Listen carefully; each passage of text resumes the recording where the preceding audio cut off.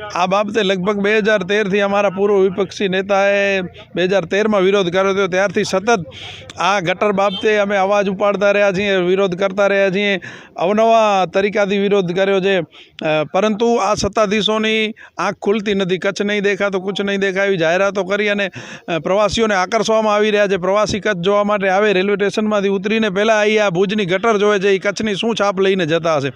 અને આજે તંત્ર છે કે જે ભુજના ધારાસભ્ય છે, ભૂતકાળમાં ભુજના ધારાસભ્ય વાસણભાઈ હતા, એ મિનિસ્ટર હતા, નીમાબેન વિધાનસભાના અધ્યક્ષ હતા, વિનોદ ચાવડા સાંસદ છે, કચ્છના 3જી વારના પ્રદેશ ભાજપના મહામંત્રી છે।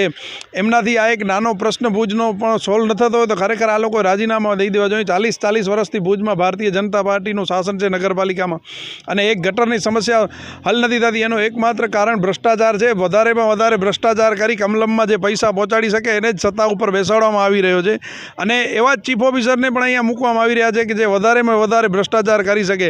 અને ચીફ ઓફિસરને ધારાસભ્યોનું પીઠબળ હોવાથી તેઓ કોઈને દાદ આપતા નથી। બોડી એક બાજુ છે, ચીફ ઓફિસર બીજી બાજુ છે। આનામાં ભુજની પ્રજાનો ખો નીકળી રહ્યો છે।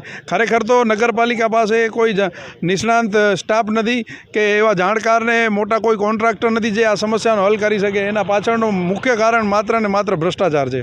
ભાજપ છે મક્કમ અને ભુજમાં ગટરની સમસ્યા છે અડીખમ એ પ્રકારનો એક સ્લોગન બનાવી અને ભાજપનો જે ચૂંટણી ચિહ્ન છે કમળનું એ રાખી એના પોસ્ટર બનાવી અને ગટરના પાણીમાં વહેતા કરવામાં આવ્યા હતા।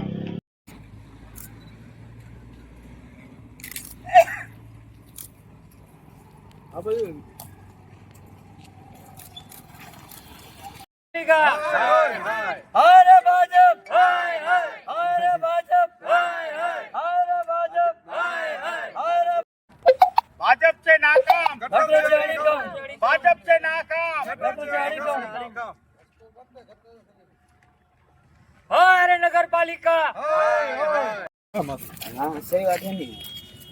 अला दाना आओ, अला पास मारो, आओ बंदे आलो।